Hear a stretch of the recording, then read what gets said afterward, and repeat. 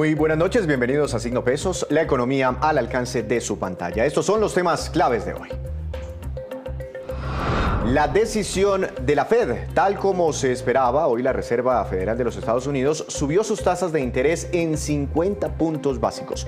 Analizamos la decisión y su incidencia en los mercados financieros. Conozca bien el estado de sus aportes al sistema de protección social. En esta emisión hablaremos del Estado Único de Cuenta, la herramienta que la Unidad de Gestión Pensional y de Parafiscales UGPP pone al servicio de los usuarios para conocer información relacionada con afiliaciones, beneficiarios, pagos, reportes de mora, entre otros datos. El gasto de los hogares colombianos. La firma Radar informó que el gasto de los hogares de las familias en noviembre cayó un 0,4% frente al mismo mes del año 2021. Ampliamos en minutos. Empezamos hoy con la noticia que concentraba la atención de los mercados financieros del mundo durante esta semana. Tal como se esperaba, la Reserva Federal de los Estados Unidos tomó la decisión de incrementar sus tasas de interés en 50 puntos básicos, moderando así el ritmo de incrementos que venía anunciando en meses anteriores, cuando venía haciendo subidas de 75 puntos básicos. Para analizar esta decisión nos acompaña esta noche Henry Amorocho, economista y profesor de Hacienda Pública de la Universidad del Rosario. Profesor Amorocho, bienvenido a Signo Pesos. Buenas noches, gracias por acompañarnos. Muy buenas noches, Víctor, y aquí estoy con todo gusto para atender sus preguntas. La decisión de la Reserva Federal de los Estados Unidos efectivamente, digamos, se dio en línea con lo que esperaban los analistas, o hubo algo que tomó por sorpresa, no sé, a algún tipo de inversionista. Se dio en línea con lo que pensaban los analistas, la decisión de la Fed.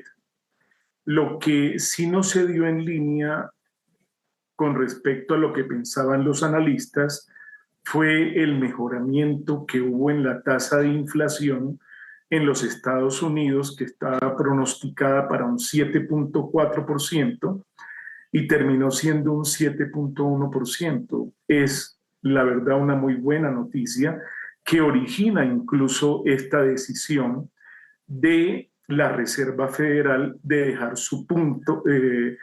su tasa de interés en 50 puntos básicos, es decir, le coloca un poquito el freno al aumento de las tasas de interés, como usted bien lo decía, Víctor, con respecto a aumentos de 75 puntos básicos en los anteriores 3 meses. Esto es consistente con lo que vienen presentando los mercados y desde luego con el mejor movimiento que ha habido en bolsas de valores como la de Wall Street y desde luego en el mejoramiento del índice Dow Jones que se vio en el día de ayer y en el día de hoy ya de una menor manera, pero también se vio un mejoramiento, Víctor. Pero profesor, de todas formas la Reserva Federal de los Estados Unidos sigue subiendo las tasas de interés. No tanto como antes, pero sigue realizando aumentos. ¿Usted considera que aún así la noticia de hoy, sí, un incremento menor en los intereses en Estados Unidos, sumado al dato de inflación revelado ayer, todo esto es bueno para la economía global? Esta es una muy buena pregunta, Víctor, por algo muy claro. No es que se estén reduciendo las tasas de interés y ese punto es muy importante en la pregunta que usted formula. Se está reduciendo el ritmo de aumento, que es otra cosa distinta. La gran pregunta que se hacen en los mercados internacionales y los analistas es ¿en qué momento irán a parar estos aumentos?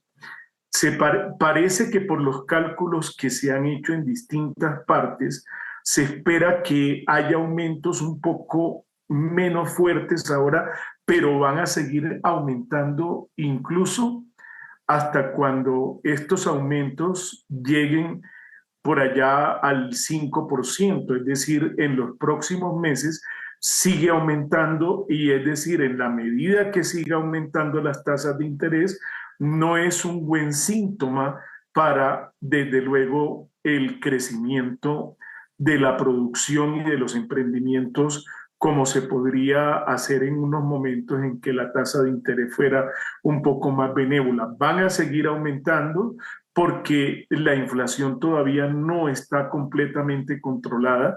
Los Estados Unidos se proponen metas y desde luego parece que la tendencia va a llevar a una meta del 3% a finales del año entrante. En la medida que se llegue a ese 3%, se espera que después de que se llegue a un aumento del 5%, un poco más, ya comience la tasa de alguna manera a ceder. Pero mientras tanto, nosotros vamos a seguir con aumentos de la tasa de interés de la Fed, que a su vez, Víctor, se manifestarán en aumentos de la tasa de interés de intervención de nuestro Banco de la República, que ha mostrado desde luego una actitud racional con respecto a las inversiones, que al aumento de la tasa de interés de la Fed va a un correlativo aumento de nuestra tasa precisamente para no perder competitividad en el mercado financiero de tasas de interés a nivel internacional y que no se reduzcan las inversiones también.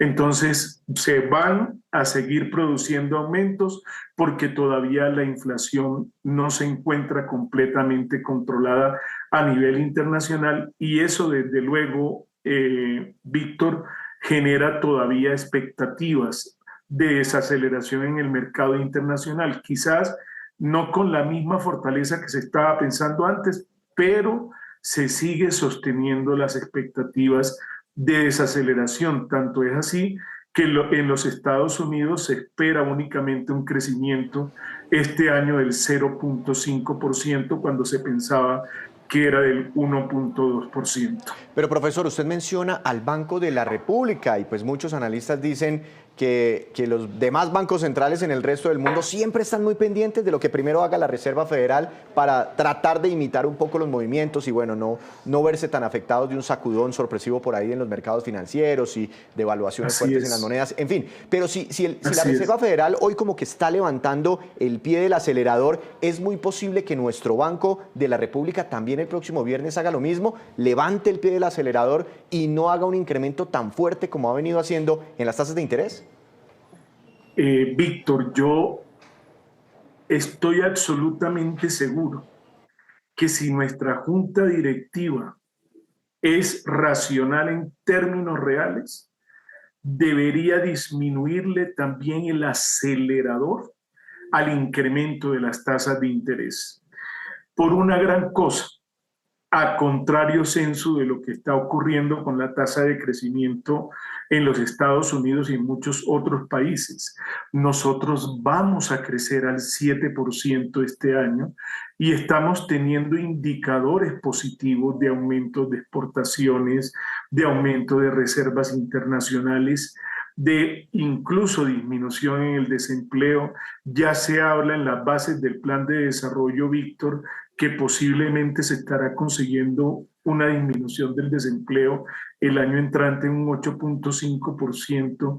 Entonces, creo que si el Banco de la República es consecuente, primero con estas señales que, como usted bien formulaba la pregunta, llevan a que se deba también disminuir el pie del acelerador, yo creo que nosotros no deberíamos estar en por lo menos lo que se estaba pensando y que incluso habíamos pronosticado muchos antes de que esto sucediera, que posiblemente estuviera aumentando la tasa de interés en 100 puntos básicos este mes. Sería inconcebible que aumentara en 100 puntos básicos. No debería llegar a ese punto, debería pensarse en una tasa entre 50 y 75 máximo para mantener la competitividad en términos financieros y para cuidarse de choques. Víctor, yo creo que estamos ante una posible disminución de la tasa de intervención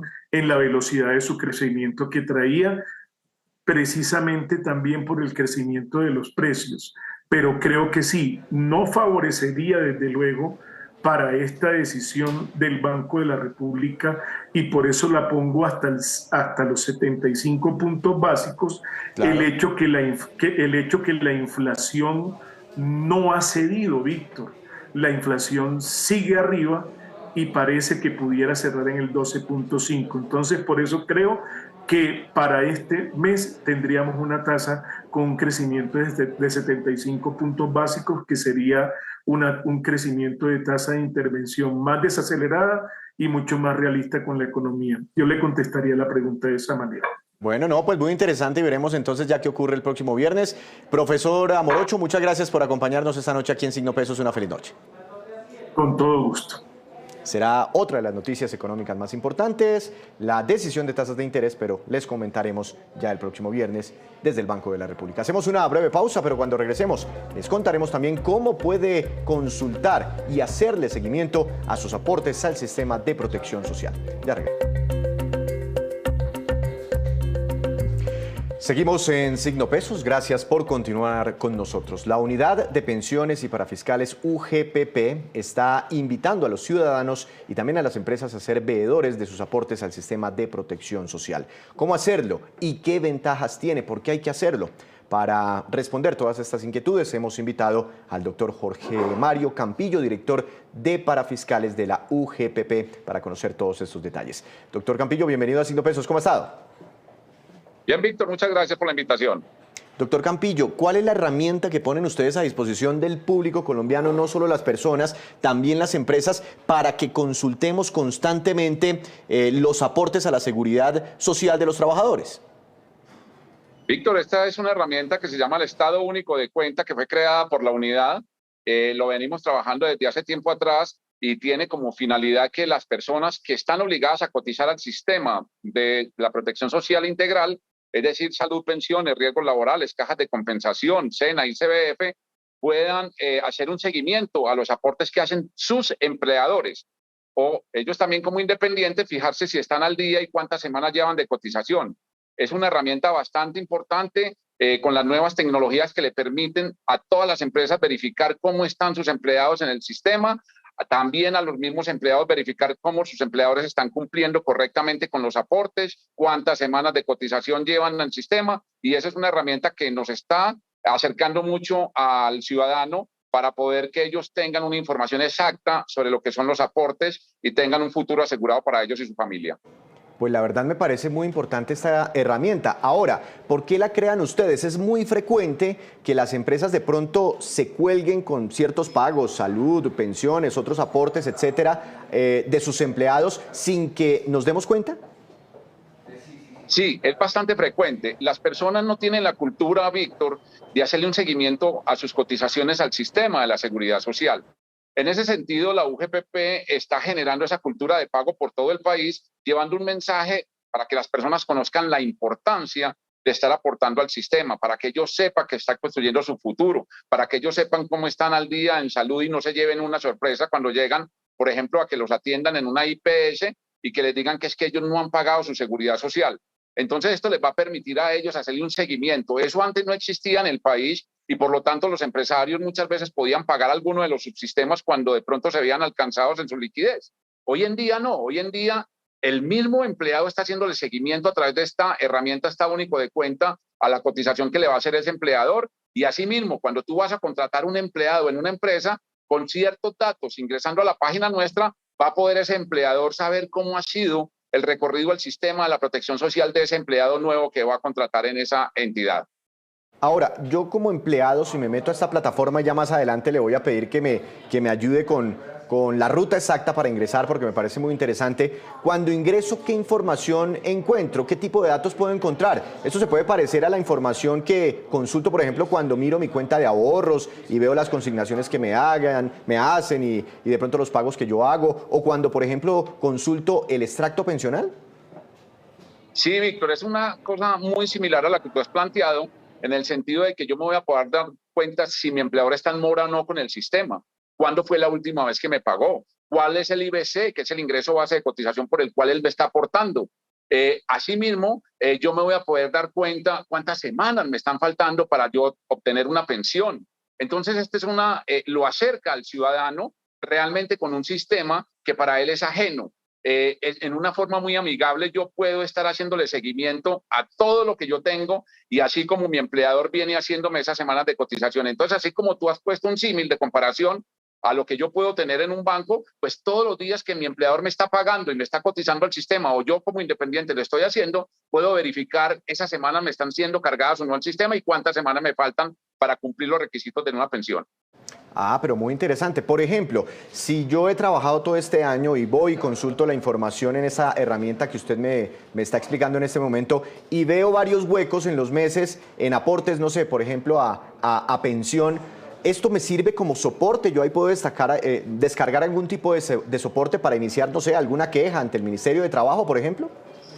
Y no solamente ante el Ministerio de Trabajo, nosotros tenemos la función, Víctor, de acompañar al ciudadano que está obligado a pagar al sistema o al empleador que debe hacerlo por sus propios empleados, de hacerle un seguimiento a esto. Entonces él me va a soportar esas pruebas diciéndome que tiene unos huecos que su empleador algunos meses no le cotizó y yo mismo voy a estar haciéndole seguimiento a eso para que pueda ese empleador ponerse al día. Si no lo hace, la UGPP empieza con unas acciones persuasivas donde le dice en qué periodos está en mora, y si no lo hace ese empleador, lógicamente vendrán las sanciones respectivas donde recuperemos pues los aportes que son responsabilidad del empleador y que son derecho del ciudadano que trabaja con él.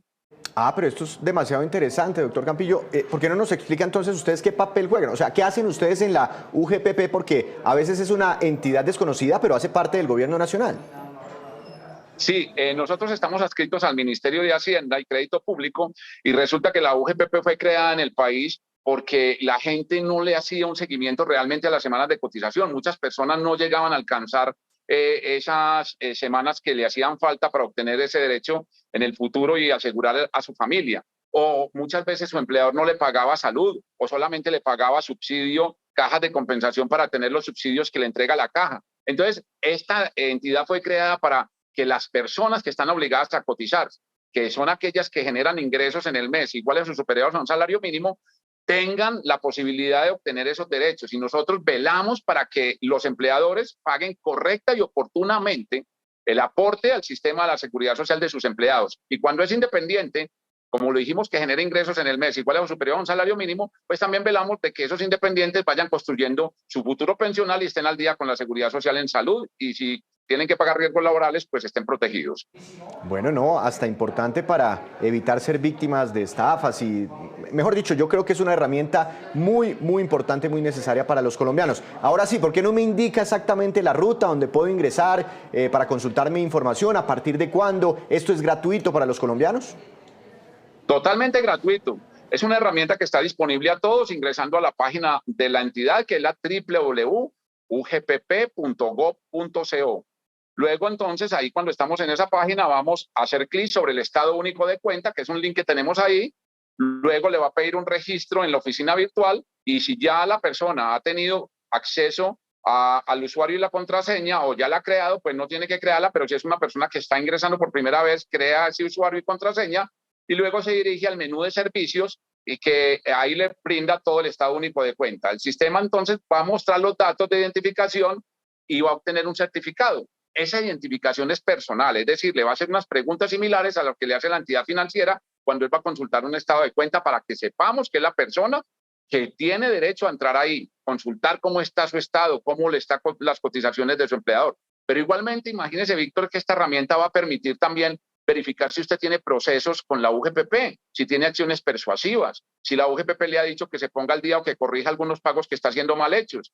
Si usted de pronto tiene algunos periodos que tienen en cobro, que la UGPP de pronto le está sacando una medida cautelar porque usted no pagó correctamente algunos aportes. Entonces, va a ser un juego amigable con el sistema de la seguridad social, donde yo voy a entrar ahí y voy a hacer un recorrido por todo lo que es mi sistema de seguridad social. Es la hoja de vida del empleado, la hoja de vida del empleador que le está cotizando a ese empleado y la hoja de vida del independiente que ha venido construyendo su futuro con los pagos de la seguridad social. Una última pregunta, y yo aquí quiero confesarle que sí, yo tengo el hábito de consultar con mucha frecuencia, casi que a diario, la cuenta de ahorros, la cuenta bancaria, pero no he podido y me han recomendado mucho consultar con frecuencia el extracto pensional. Para crear un hábito, ¿cuál es la recomendación de ustedes?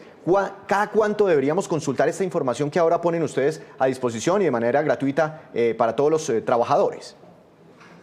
Víctor, nosotros estamos generando una cultura en Colombia de que las personas, cada que su empleador le mandan la colilla de pago, ahí dice cuánto fue lo que pagó en seguridad social, en salud, en pensiones, en riesgos laborales.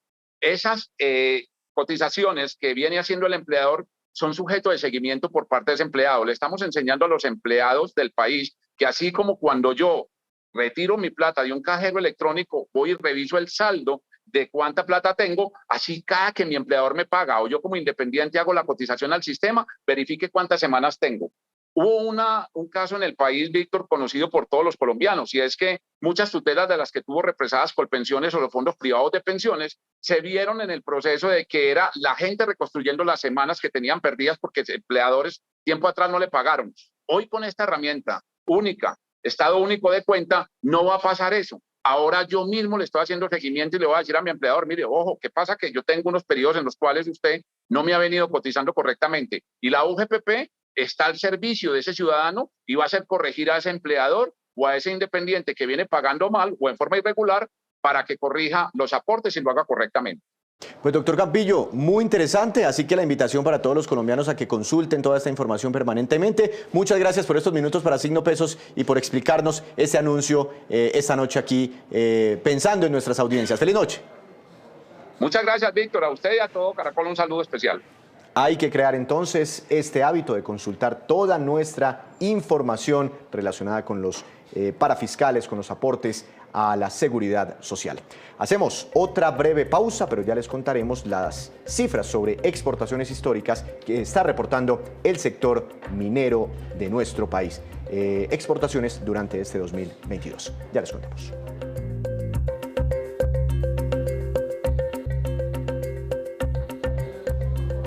Seguimos en Signo Pesos y regresamos con esta que es la cifra económica del día. 22.155 millones de dólares y corresponde a las exportaciones totales que alcanzará el sector minero colombiano este año, según las proyecciones de la Asociación Colombiana de Minería. Una cifra histórica teniendo en cuenta que el año pasado este sector exportó 13.382 millones de dólares. Hablamos ahora de consumo porque en noviembre el gasto de los hogares colombianos decreció un 0,4% frente al mismo mes del año pasado. Para la firma Radar, el gasto de los hogares fue de 81,05 billones de pesos. La explicación con el presidente de esta firma consultora, Camilo Herrera. En noviembre de 2022 el gasto de los hogares cae. Si bien esta caída era esperada por el gran aumento de la inflación que hemos tenido y las consecuentes alzas en las tasas de interés, la noticia pues no deja de ser mala para todos. En noviembre, los hogares colombianos decrecieron su gasto frente a noviembre del año pasado en menos 0,4%, lo cual no parece mucho, pero es lo suficiente para mostrar que el freno de los gastos de los hogares se consolida. Esto hay que mirarlo con cuidado porque noviembre del año pasado tuvo un crecimiento muy importante y en este noviembre se dieron cosas particulares que no tuvimos en noviembre del año pasado. Por ejemplo, este año no hubo días sin IVA. Segundo, tuvimos muchas más lluvias en todo el país de lo que tuvimos el año pasado. Y tercero, el aumento de la inflación fue tal que superó la inflación en todos los niveles de ingreso. Es decir, que el ingreso real de las personas se vio contraído en todos los niveles de ingreso y seguramente en la gran mayoría de ciudades y municipios del país. Este gasto de los hogares llegó a los 81 billones de pesos para este mes y a nivel de 12 meses ya pasamos los 930 billones de pesos. Una señal de desaceleración en la economía. Ahora nos vamos con estos que son los indicadores económicos que usted debe conocer siempre antes de irse a dormir. ¿Qué le pasó al dólar? Tasa representativa del mercado para mañana será de 4.778 pesos con 28 centavos. Cayó 13 pesos con 29 centavos. El petróleo Brent, la principal referencia para Colombia, subió 2,79%. Se ubicó casi en $83 por barril. El precio interno del café colombiano subió y quedó en promedio a 1.408.000 o mejor, a 1.949.000 pesos por carga en promedio para mañana.